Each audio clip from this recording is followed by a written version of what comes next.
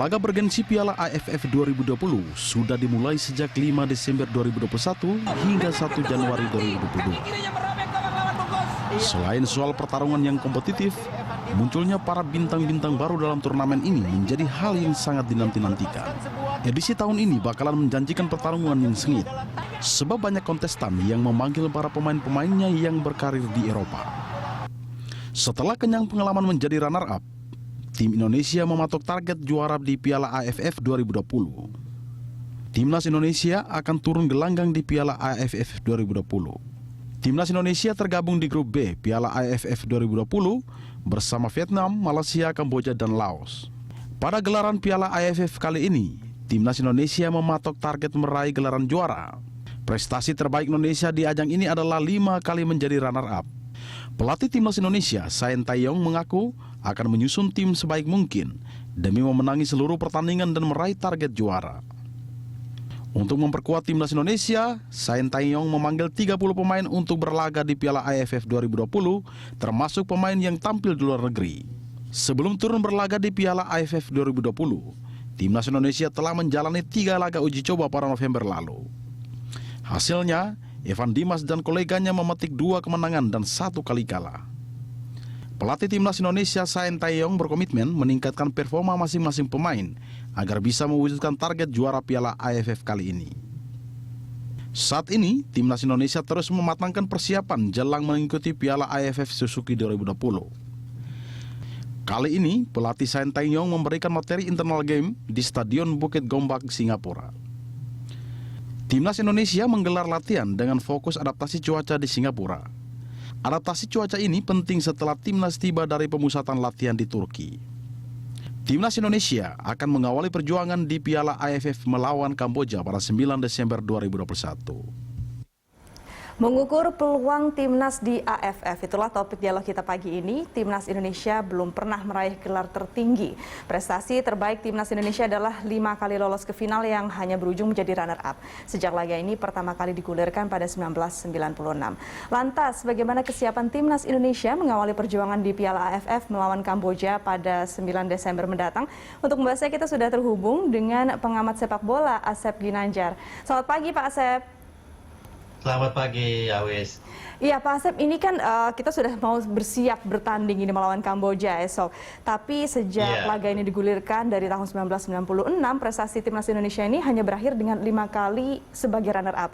Dari pengamatan Anda, catatan sejarah tersebut, faktor apa saja yang membuat Timnas gagal menjuarai turnamen ini? Ya, banyak faktor sebetulnya ya yang membuat kita selalu gagal di Piala AFF, dan di setiap gelaran juga beda-beda ya penyebabnya. Tapi pada umumnya sih ini juga membuktikan bahwa posisi kita di ASEAN belum terlalu tinggi dibanding dengan tim-tim lain seperti Thailand yang 5 kali juara, kemudian Singapura dengan 4 kali juara, kemudian juga ada Vietnam yang sudah 2 kali juara, mereka meraih gelar kedua pada 2018, itu setelah penantian 10 tahun. Dan kemudian juga bahkan Malaysia mampu menang atas kita di 2010 ya pada waktu itu pada final. Ini membuktikan bahwa peta kita di ASEAN sendiri masih sangat memprihatinkan sebetulnya, karena kalau dibandingkan dengan negara-negara lain sebetulnya dari segi animo penonton kita, kemudian juga bagaimana sepak bola menjadi nafas di hampir semua orang di Indonesia itu kan luar biasa dibanding dengan negara-negara lain. Tapi dari tahun ke tahun penanganan sepak bola terutama kompetisi, baik itu kompetisi senior atau kompetisi profesional maupun kompetisi junior, itu terlalu tidak digarap dengan baik, dan ini yang kemudian berujung pada tim nasional yang juga tidak berprestasi. Saya melihatnya seperti itu. Jadi menurut Anda ini untuk dievaluasi sebetulnya bukan hanya di level saat ini Timnas sudah mau berlaga di laga internasional seperti itu ya, tapi dari awal bibit-bibit muda tersebut ya Pak Asep? Ya betul sekali. Apalagi kalau kita lihat kan sebetulnya apapun upaya yang sudah kita lakukan itu tidak berhasil mengangkat Timnas Indonesia untuk menjadi juara. Kita pernah membawa 3 pemain naturalisasi pada 2012 kalau saya tidak salah. Tapi kita juga tetap mentok tidak juara pada waktu itu gitu.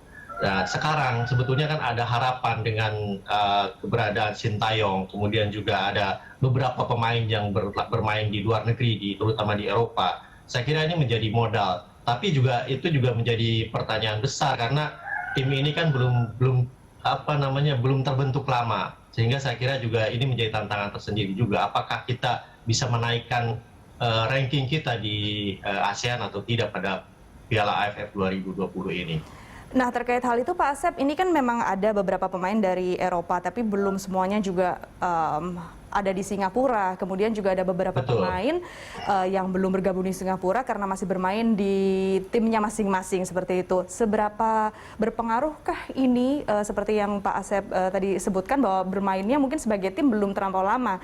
Jadi kebersamaannya mereka sebagai tim ini belum terbentuk seperti ya Pak Asep? Ya, saya kira yang paling akan sangat dirasakan adalah ketiadaan Egy Maulana Fikri ya, karena saya melihat bahwa pemain ini kan jadi motor di lini depan. Kemudian juga permainan dia pada beberapa bulan terakhir sejak bergabung dengan FK Senica di Slovakia itu kan meningkat pesat.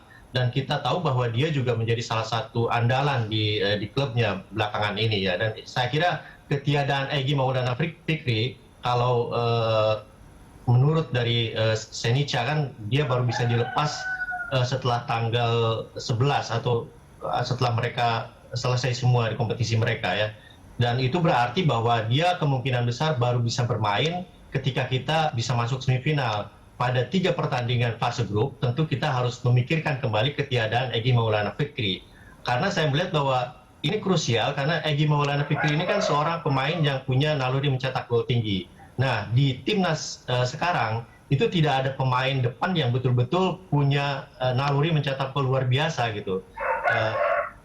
Memang ada Ezra Walian misalnya, tapi dia juga di Persib kan sebetulnya difungsikan bukan sebagai ujung tombak. Dia adalah pemain nomor 10 di belakang Wander Luiz. Ini juga menjadi masalah tersendiri ketika dia dimainkan sebagai ujung tombak. Tentu dia harus menyesuaikan ulang gitu kan. Karena peran antara nomor 10 dengan nomor 9 kan berbeda.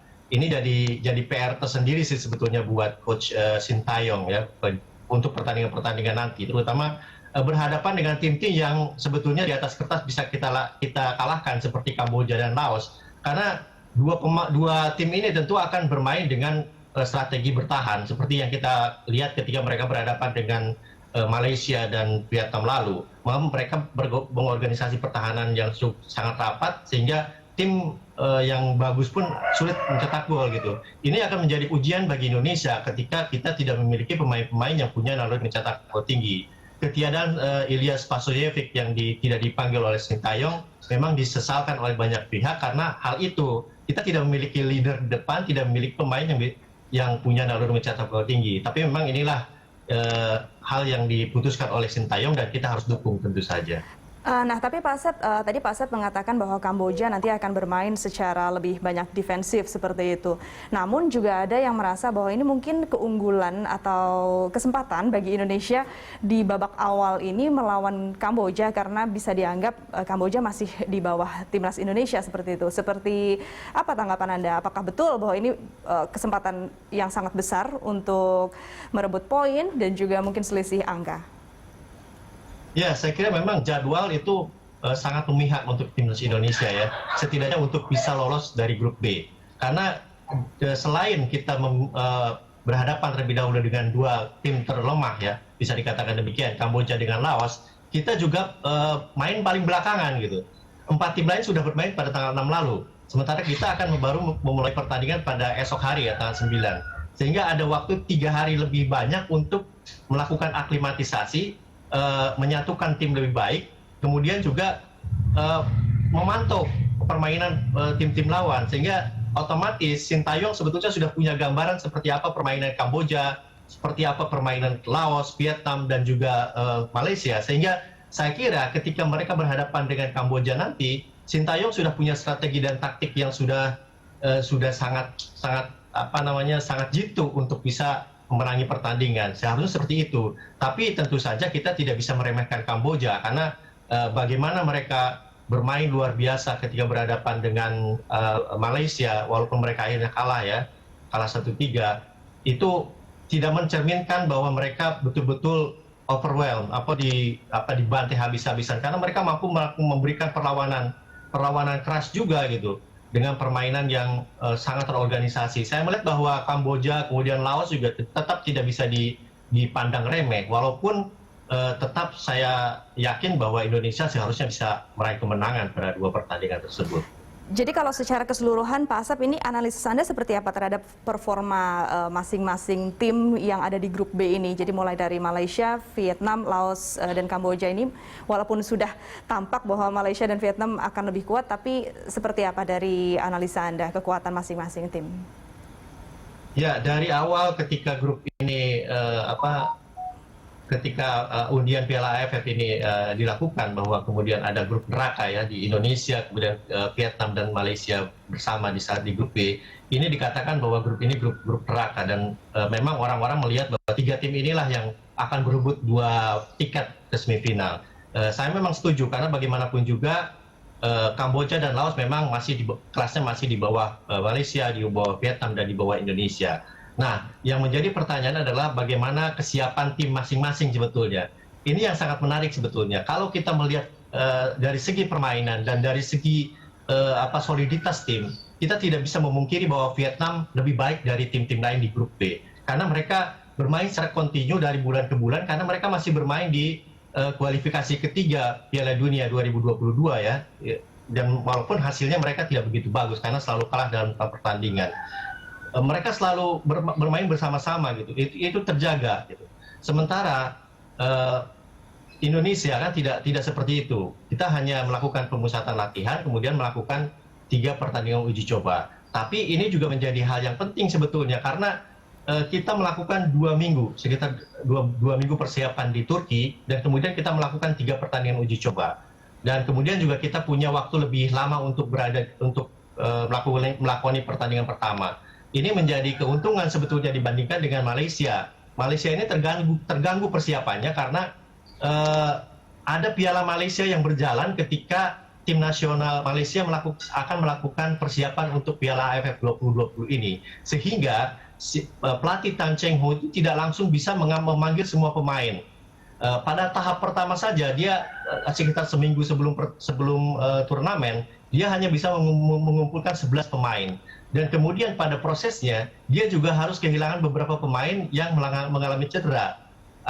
Salah satunya adalah Mahamadou Soumaré ya, pemain depan. Kemudian juga ada Darren Lock. Kemudian juga ada 2 pemain tengah mereka yang berasal dari KL City yang menjadi juara Piala Malaysia. Ini menjadi PR tersendiri bagi Malaysia, sehingga kita bisa melihat bagaimana permainan mereka ketika berhadapan dengan Kamboja. Mereka tidak bermain bagus gitu. Karena kelihatan sekali bahwa fisik mereka lumayan kedodoran karena mereka sudah terkuras di kompetisi ya. Karena Piala Malaysia ini kan formatnya gugur gitu kan. Ketika format gugur, otomatis setiap pemain, setiap tim berusaha untuk memenangi pertandingan di setiap laga. Ini yang membuat mereka akhirnya ketika bergabung ke tim nasional, kondisi fisik mereka lumayan payah gitu. Dan itu yang menjadi kelemahan dari Malaysia, dan seharusnya itu bisa dimanfaatkan oleh Indonesia karena kita punya persiapan yang lebih baik gitu. Baik, Pak Asep, artinya Indonesia ini juga masih punya peluang ya, karena banyak advantage yang bisa dimanfaatkan seperti itu di babak-babak yang akan dihadapi oleh Indonesia. Baik Pak Asep, kita akan melanjutkan perbincangan kita usai jeda. Pemirsa tetaplah di Good Morning Jakarta.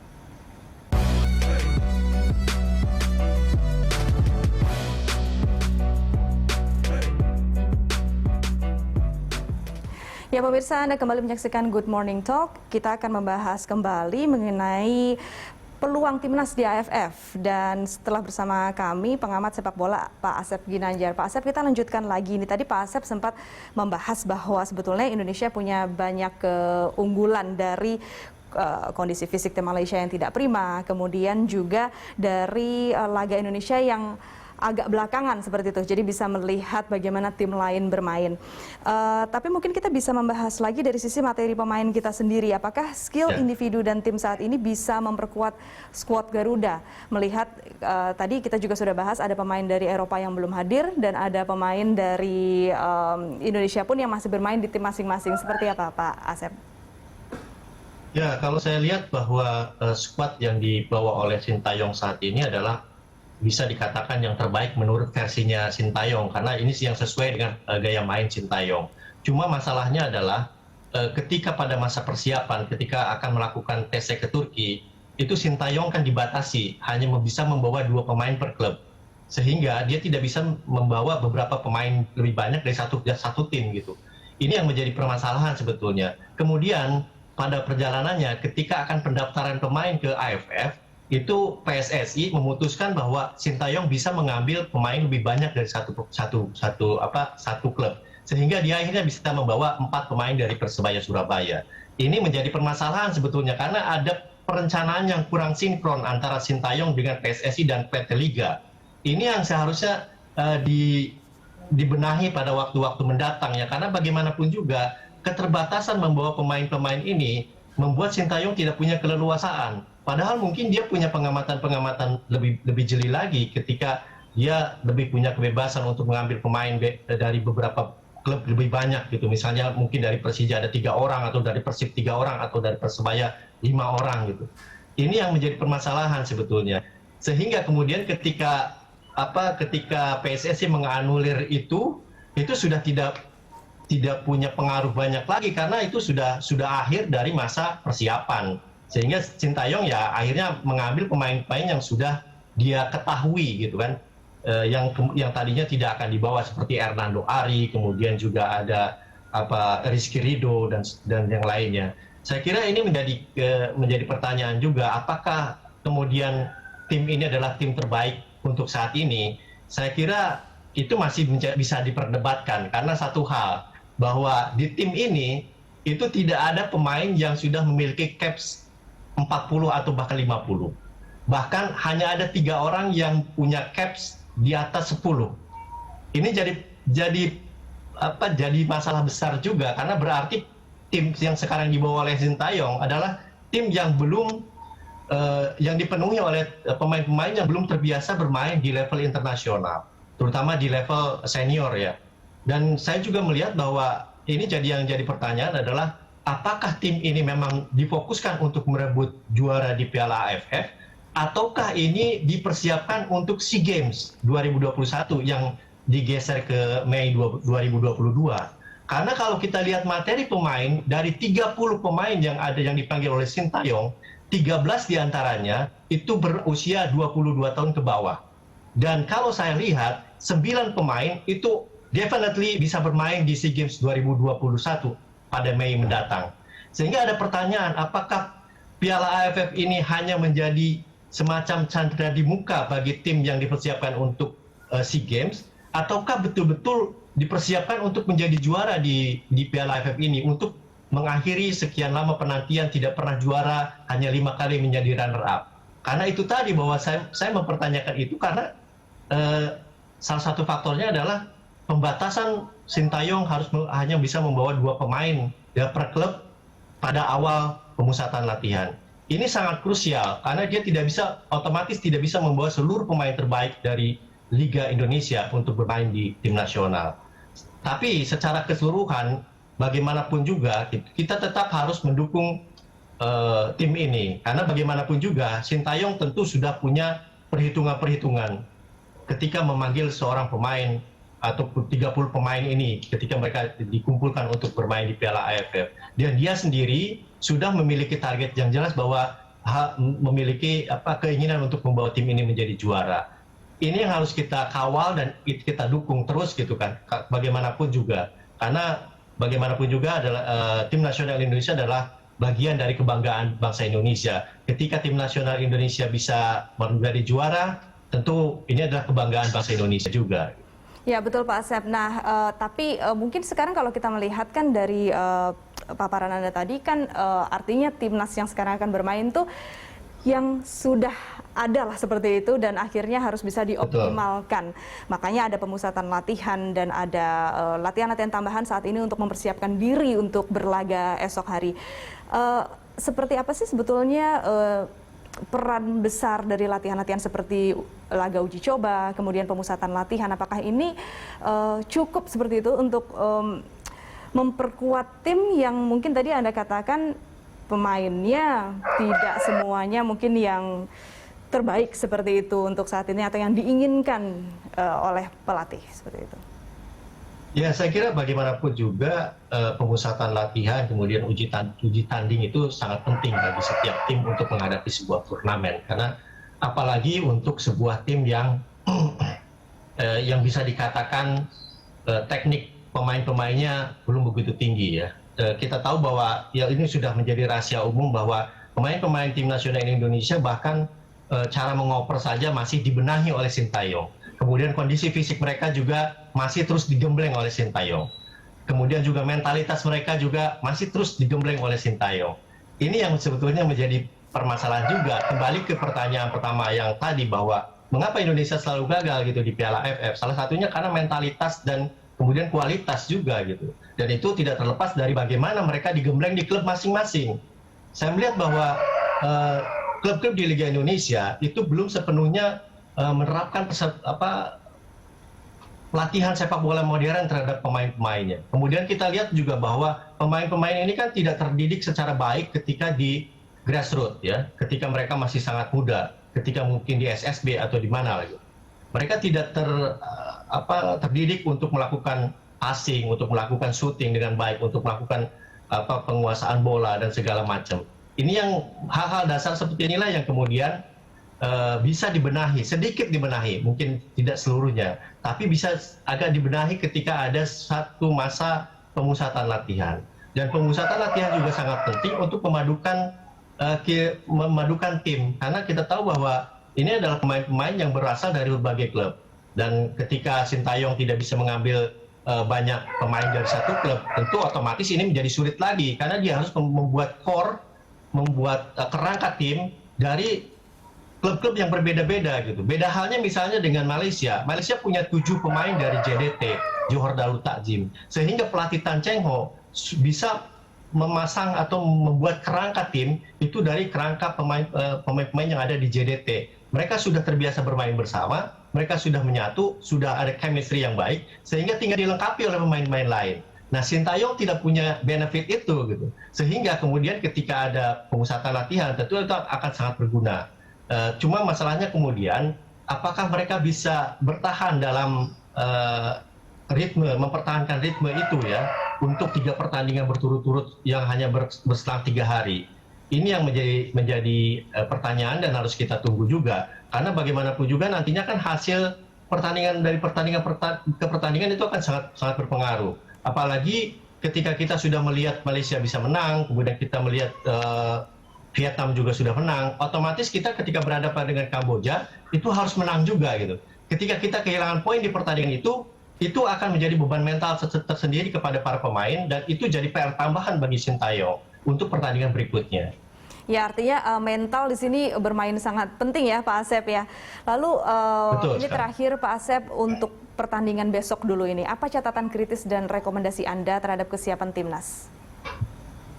Ya, yang paling penting sih untuk timnas, saya kira yang paling penting mereka harus bermain lebih tenang, kemudian juga tidak terburu-buru, dalam arti bahwa tidak terpengaruh oleh hasil pertandingan yang dimenangi oleh Vietnam dan juga Malaysia.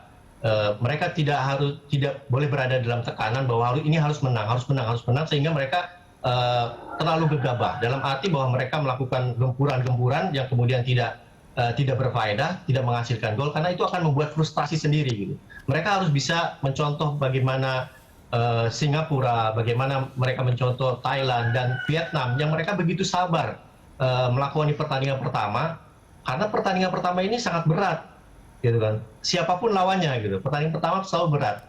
Ini yang harus betul-betul dicamkan oleh para pemain. Mereka harus bermain tampil dengan lepas, kemudian mereka juga harus, yang paling penting juga harus mengikuti instruksi Sintayong, karena kita tahu bahwa kerap kali pemain-pemain Indonesia ini terbawa emosi, gitu kan? Terbawa emosi, apalagi kalau berhadapan dengan tim-tim yang dikatakan sebagai rival, misalnya berhadapan dengan Vietnam atau Malaysia, gitu kan?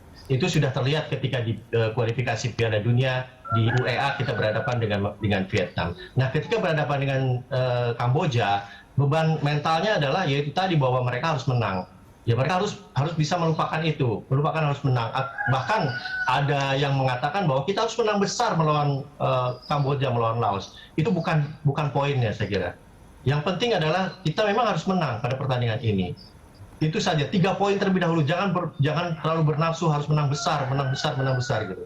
Karena kita harus juga, memang kita harus optimistis, tapi juga kita harus realistis bahwa tim-tim di Asia Tenggara seperti dikatakan oleh pelatih Singapura itu sebetulnya kan satu level. Tidak ada lagi tim yang betul-betul di bawah. Kita bisa melihat bagaimana Timor Leste kemarin berhadapan dengan Thailand. Mereka itu pemain-pemainnya ada pemain-pemain U23, bahkan kebanyakan U20. Tapi mereka bermain luar biasa dan bisa menyulitkan Thailand gitu.